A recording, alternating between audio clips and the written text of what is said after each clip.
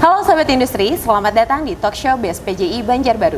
Talkshow yang menghadirkan topik-topik terkini mengenai industri.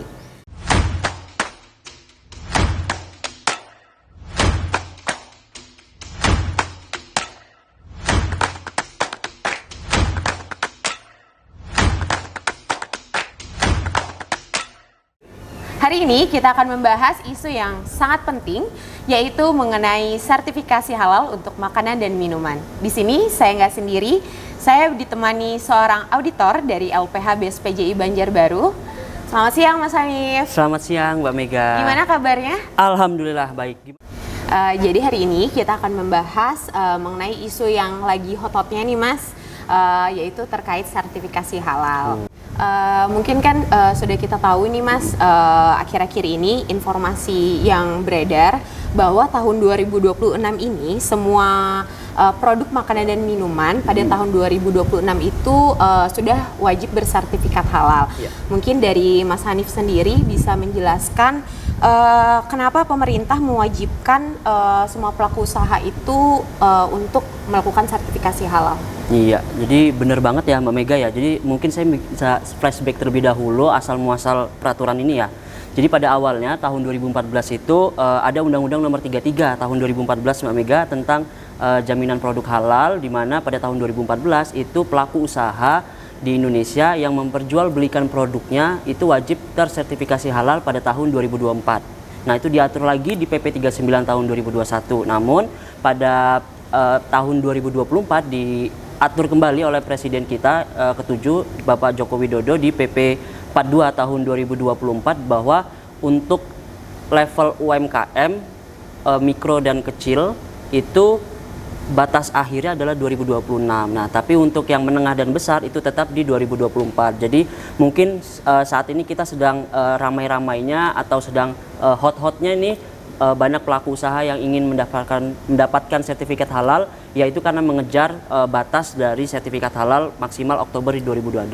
Nah, kemudian mungkin muncul pertanyaan ya Mbak ya, kenapa sih pemerintah mewajibkan? Nah, salah satu alasannya adalah ya kita tahu sendiri bahwa Indonesia adalah negara dengan mayoritas muslim terbesar. Nah, jadi perlu adanya kepastian dari konsumen, perlindungan konsumen lah bahasanya seperti itu. Mungkin Mbak Mega pernah dengar berita beberapa bulan yang lalu di salah satu rumah makan di Pulau Jawa yang sudah beroperasi dan sudah menjual produknya puluhan tahun, ternyata salah satu bahannya itu menggunakan bahan yang tidak halal. Nah, ini kan merugikan konsumen setianya. Jadi salah satu alasan kenapa pemerintah mewajibkan sertifikat halal adalah sebagai bentuk perlindungan konsumen untuk masyarakat di Indonesia. Kemudian yang kedua, dengan adanya kewajiban sertifikat halal ini sebenarnya untuk membuka pangsa yang lebih luas lagi, sehingga teman-teman pelaku usaha yang memiliki produk yang bisa digunakan untuk bahan baku kembali itu lebih jelas gitu digunakan. Nah, contohnya deh, kalau kita melakukan audit atau pemeriksaan halal di rumah makan, catering atau restoran, pasti kita mendorong pelaku usaha untuk menggunakan bahan baku yang sudah memiliki sertifikat halal. Jadi bagi pelaku usaha UMKM yang memang bahan bakunya itu belum bersertifikat halal, nah ini menjadi peluang untuk bisa terjual lebih banyak dan masuk ke retail-retail yang lebih modern, seperti itu alasannya. Wow, jelas sekali ya Mas ya, berarti memang dari segi pelaku usahanya sendiri sudah ada peraturannya yang diterbitkan oleh pemerintah, kemudian juga manfaatnya apa saja yang akan diterima oleh kita sebagai konsumen. Betul. Nah, mungkin bisa dijelaskan juga Mas, kira-kira gimana sih konsumen ini mengetahui produk yang akan mereka konsumsi ini sudah tersertifikasi halal atau belum? Ya, sebenarnya hal paling simpel adalah dengan melihat adanya logo halal pada produk yang diperjualbelikan. Nah, selain daripada melihat logo halal, sahabat industri bisa juga meng-cross-check ID halal yang ada di bawah logo halal tersebut. Nah, jadi ID cross-check yang terdiri dari ID dan angka-angkanya itu bisa sahabat industri meng-copy paste atau men-cross-check di laman BPJPH maupun laman Si Halal. Jadi dengan meng-cross-check tersebut, kita bisa mengetahui perusahaan tersebut apa, kemudian produknya apa, nah masa berlakunya itu dari kapan. Nah, jadi kita sebagai konsumen itu bisa sekarang untuk melakukan cross check sendiri seperti itu dengan melihat logo dan juga ID halal yang ada di produknya.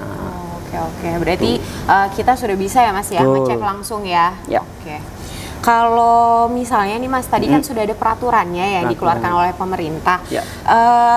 Apakah ada sanksi nih untuk pelaku usaha yang nantinya belum memiliki sertifikasi halal? Ya.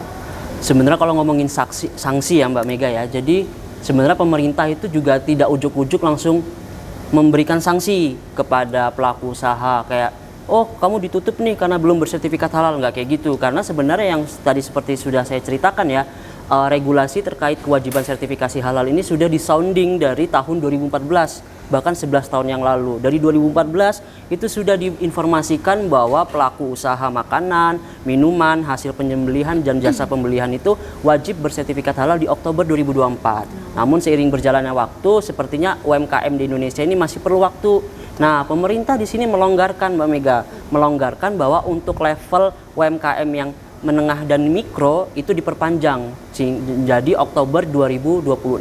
Nah, jadi kalau kita ngomongin sanksi ya sebenarnya bukan untuk menakut-nakuti dalam tanda kutip ya, menakut-nakuti pelaku usaha, tapi untuk menertibkan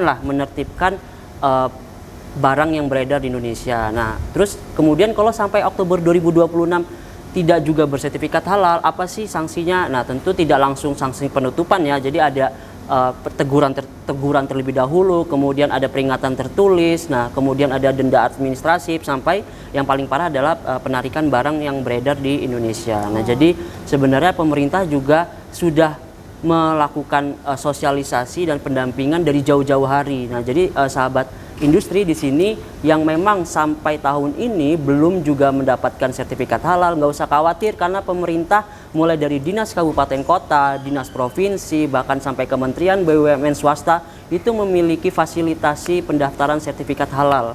Nah, jadi tidak usah khawatir, masih ada masa transisi sampai Oktober 2026 bagi sahabat industri di sini yang produknya ingin disertifikat halal, silahkan aktif mencari gitu. Ya. Berarti sebenarnya pemerintah juga selain mengeluarkan peraturan tadi juga banyak ya Mas ya mengeluarkan pendampingan, sosialisasi, ada juga fasilitasi yang bisa diikuti oleh pelaku usaha. Oke.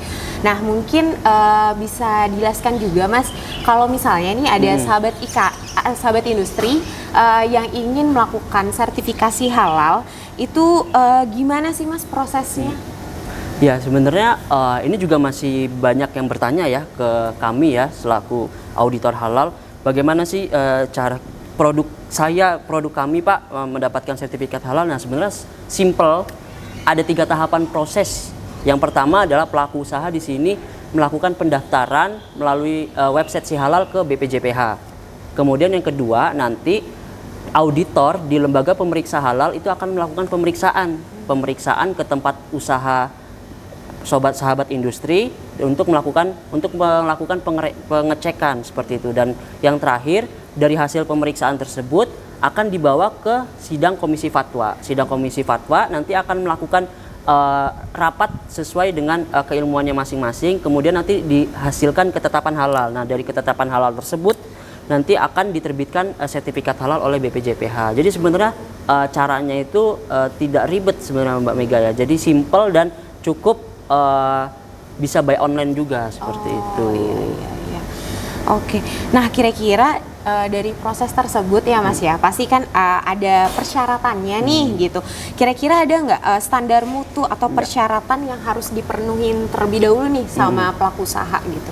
Nah, kalau kita ngomongin standar mutu ya, kalau di dalam dunia sertifikasi halal, standar mutu yang digunakan adalah dokumen SJPH Mbak Mega, atau dokumen sistem jaminan produk halal. Nah, ini merupakan dokumen mutu yang nanti akan diisi oleh pelaku usaha, kemudian akan dilakukan pemeriksaan atau pengecekan oleh auditor halal. Nah, kalau kita ngomongin persyaratan, sebenarnya persyaratannya tidak secara gamblang harus apa-apa sih, cuman biasanya ya dipastikan bahan bakunya dari bahan-bahan yang halal, kemudian proses produksinya bersih, kemudian kalau memang dia bergerak di bidang jasa pembelian yang memang memiliki kompetensi dan kualifikasi sebagai juru sembelih halal, seperti itu. Jadi kalau kita ngomongin persyaratan itu tidak ribet sama sekali Mbak Mega, dan banyak sekali sekarang fasilitas-fasilitas pendampingan maupun konsultasi bagi sahabat industri yang memang ingin mendapatkan sertifikat halal tapi masih bingung harus mulai dari mana, seperti itu. Oke.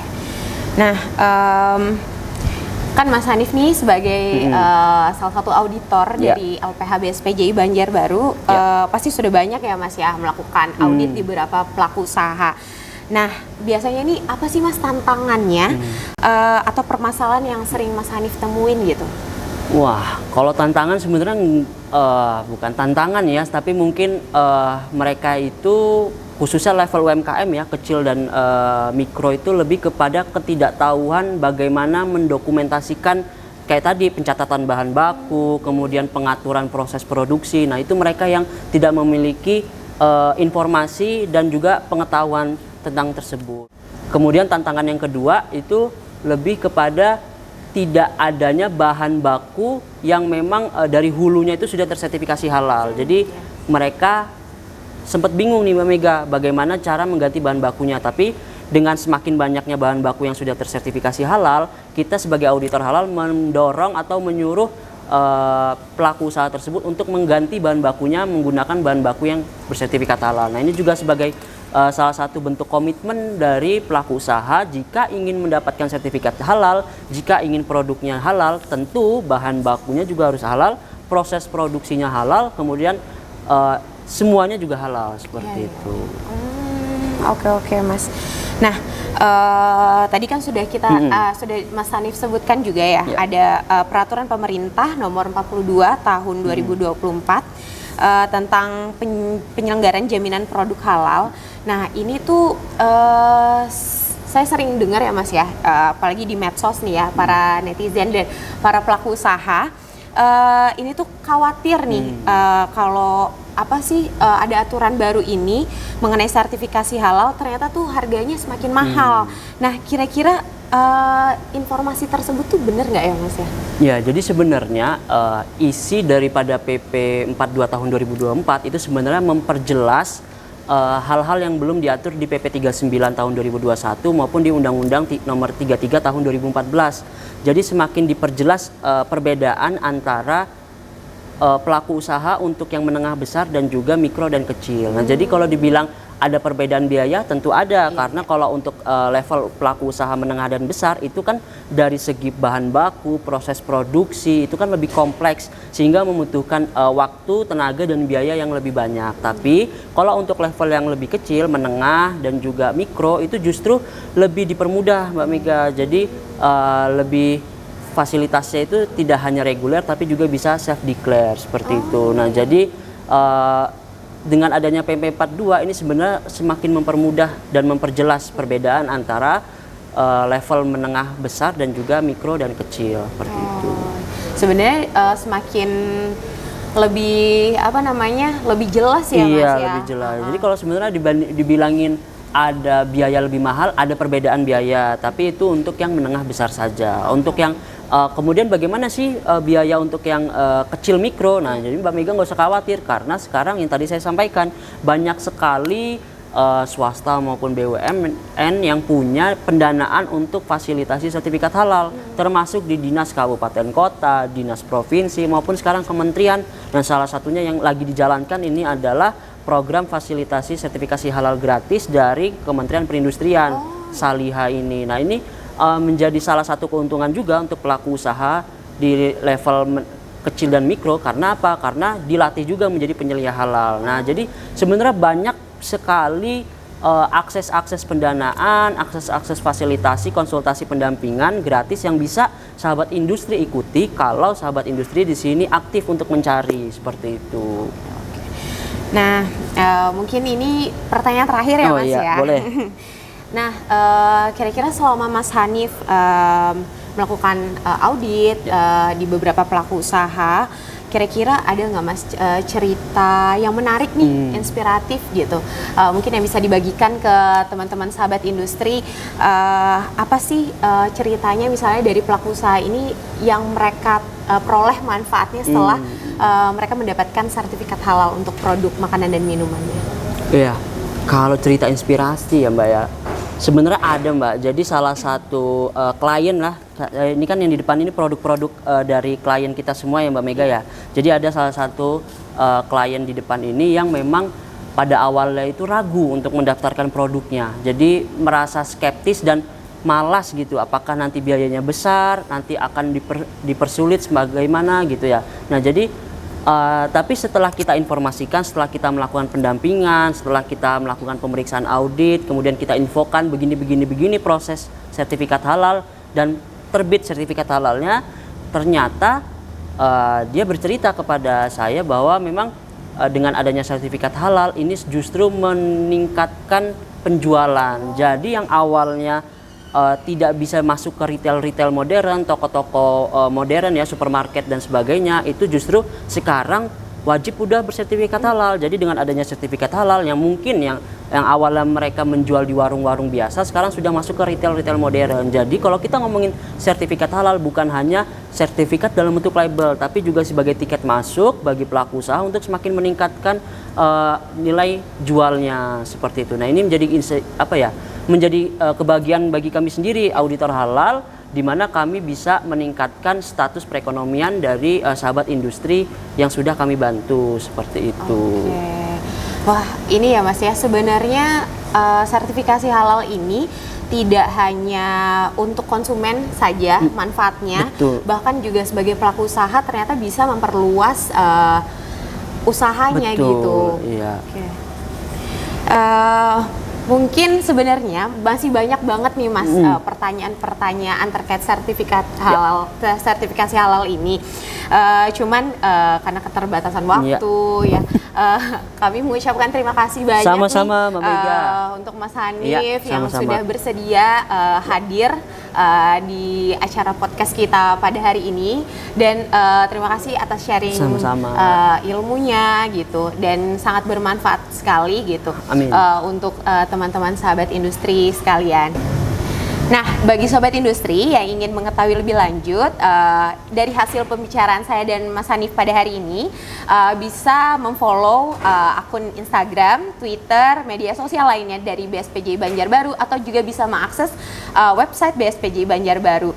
Untuk sobat industri, jika ingin melakukan konsultasi, bisa juga datang langsung ke kantor BSPJ Banjarbaru, atau bisa menghubungi WA pelayanan dari BSPJ Banjarbaru. Terima kasih, sampai bertemu lagi sahabat industri. Terima kasih banyak Mas Hanif. Sama-sama.